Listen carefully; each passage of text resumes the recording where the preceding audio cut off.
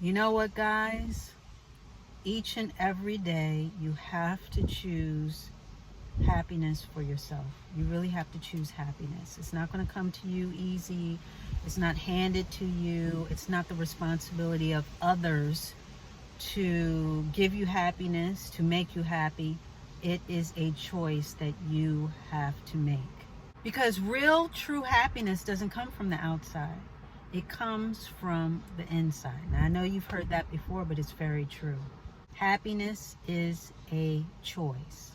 Now, don't get me wrong. There are things that are going to make you smile. There are shows that are going to make you laugh. There are people that you hang around and that you may break bread with, and they make you smile and you're happy to be around. But at the end of the day, when the party is over and the lights come up and the people have dispersed, your friends have gone home, your family has gone to bed, the good time crowd is gone, are you really happy? Can you say that you are a happy person overall? Or are you always looking for something or someone to sort of implant and activate that happiness? To rely on others for your happiness, your true happiness, that's not sustainable. And again, it's not the responsibility of anyone else to keep you happy, because true happiness, sustainable happiness, consistent happiness is a choice that you must consistently make for yourself. Happiness is an active choice.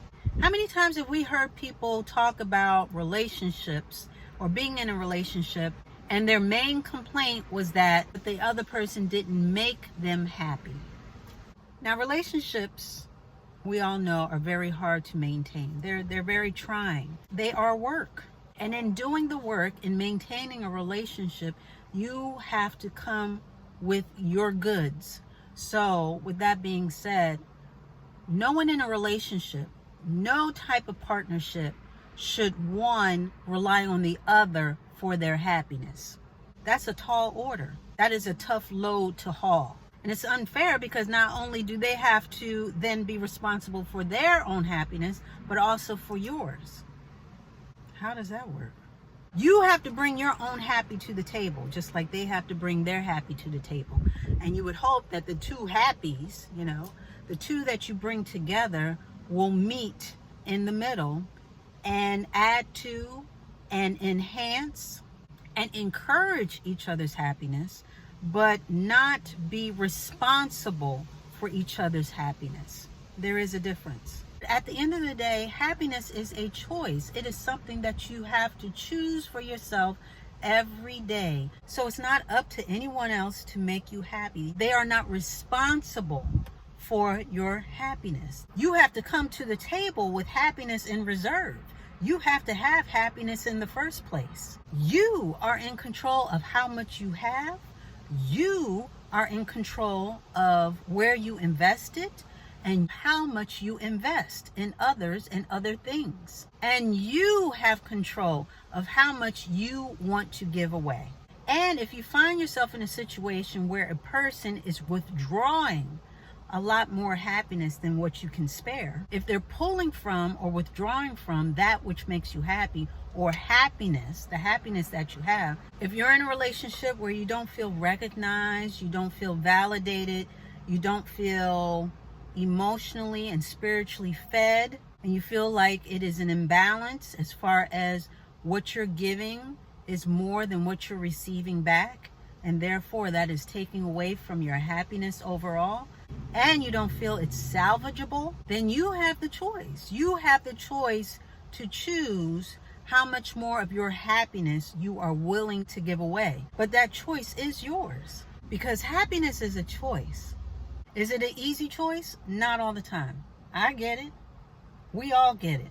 It's easier to get down on yourself, and it's easier to think of the bad things and to sort of wallow in the mire and get overwhelmed by certain situations and get down in the mouth.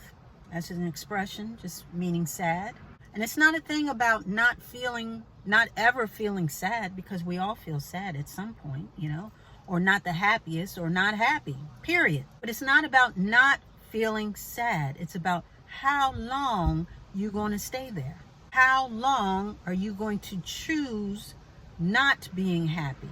You know, there's a verse in a song that says, I know you're down, but when you gonna get up? And that basically is the point. We all get sad, we all get a little down, we all get a little overwhelmed, but the thing is to not stay there, is to choose to come out of it, is to choose a different perspective, is to choose happiness for yourself no matter what. So again, it's not a thing of not being sad. It's a thing of not being lost, not getting lost in your circumstance, in your sadness, but finding your happiness no matter what. Tapping into that happiness, that happy that you should have within. It's about tapping into that and being able to withdraw from that bank of happiness every time. That happiness should be part of your core. And there's a way to get back on your square. You know, I always talk about don't let nothing knock you off your square. Well, this is part of it too, as far as even your happiness. When things bring you down, and again, circumstances or people or whatever it is, what I like to do is, number one, I remind myself of who my Father is. Who my Father is and who I serve. For me, that's number one. Because at the end of the day, I know that He has control. He has the final say. And no matter what, everything's going to be all right. Everything's going to be okay. And if anything is too heavy for me to handle, I just hand it over to Him. That's what He's there for. My Father promised me that I could do that. And that's what I do. I unload all that and I put that on Him. He said, cast your cares on Him.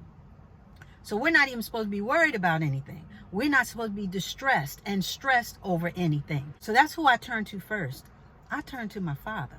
And then what I like to do is I like to counter any type of stinking thinking, you know, any negative thoughts or any bad feelings that I happen to be feeling. I like to counter that with thoughts of gratitude, with positive thinking. I always counter the bad with the good. And I've been doing that for so long, it's almost automatic for me. So when things get down, if I don't feel well, like, oh, I don't feel well, I don't feel 100%. Hey, but I'm still here. I'm still alive. I'm still kicking it. I'm still here. Right now, I have some things, some irons in the fire as far as getting a new place and doing some things. I'm not really satisfied with a couple of things that are going on, but I thank God that I do have a roof over my head.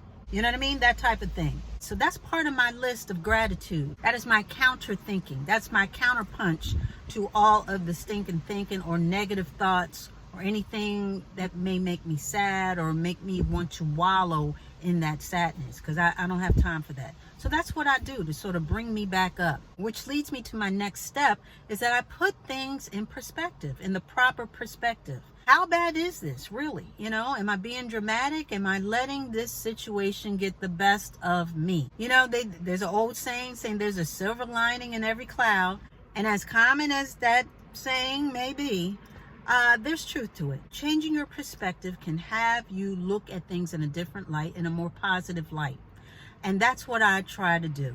Changing my perspective so that things are not seen as overwhelming to me, and that I know that I have hope and I have a choice in making it better. So my next breadcrumb on the path of happiness, to get from sad lane to happy street, because it's all about the destination. So to help me get to that point, not only do I do those things, but I give myself something to look forward to. And for me, it can be small. Something like ice cream. I think I told y'all I likes me some ice cream. Okay. Ice cream does make me happy. It adds to my happiness. But sometimes it's the little things that give you the biggest joy. But it could be ice cream. It could be a little bit, a little bit of shopping. Because I'm all about that retail therapy. Hello. Just having a little bit of me time. Maybe just going out in the sun, getting that vitamin D. Letting the sun bathe you, looking up in the sky, realizing how small you are compared to other things. Therefore, everything else is small or smaller, as far as your problems, as far as your circumstance, as far as anything that's bringing you down or making you feel bad. Anything that can help distract you and help you refocus in on what is important. and what will bring you back to that center of happiness. Yeah, and like I said, sometimes it's just the little things. But it's good to have that fail-safe. It's good to have that resource in your back pocket just to help you get back on your square. Because I don't know anybody who's just happy, happy, happy 100% of the time, never down, never feeling sad, never feeling whatever. Because everybody has a moment. Even those who smile all the time and always have a good word to say. Yes, even those people. Everyone has a sad moment here and there. But again, the thing is, what do you do with it now? Are you going to stay lost in that sadness, or are you going to search for and find your happiness within yourself? Are you going to ignite that within yourself? And sometimes you do have to search for it. Sometimes it is a pursuit. It is a pursuit of happiness. I get it. And when I say pursuit of happiness, that's not to find happiness outside of yourself, but rather to find the little things that can help ignite the happiness that you're choosing to ignite within yourself already. But I'm here to tell you, at the end of the day, happiness is not just about smiling. It's not just about having a good time around a whole bunch of people. It's not about what someone can bring or do for you or to you to make you happy. It's about choices. It's about choosing for yourself and being active in your own pursuit of happiness, which comes from within, which is activating the happiness from within. And I think that's why a lot of people get caught up into all these outside miscellaneous things. You hear about people with a whole bunch of money, a whole bunch of cars. You know, you can only drive one car at a time. Designer bags and designer shoes, have taken trips all around the world. Having your choice of women and having them fall all over you, or maybe your choice of men and having them fawn and lavish you with a whole bunch of adjectives and superlatives and all the positives that you could possibly hear. You can have the best foundation and makeup that money can buy, and whatever you don't have physically, you can enhance it with a little nip and a little tuck here and there. But at the end of the day, are you really happy? Are you really and truly happy? Because all that stuff is temporary. Stuff fades, stuff breaks down. Stuff is just stuff, and it loses its value, it loses its shine. So at the end of the day, are these things really making you happy? Or are you really looking in the wrong direction to find your true happiness?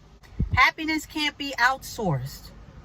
Happiness emanates from the inside out. It's nothing that you can put on or inject or ride in or step into. It's nothing that you can buy.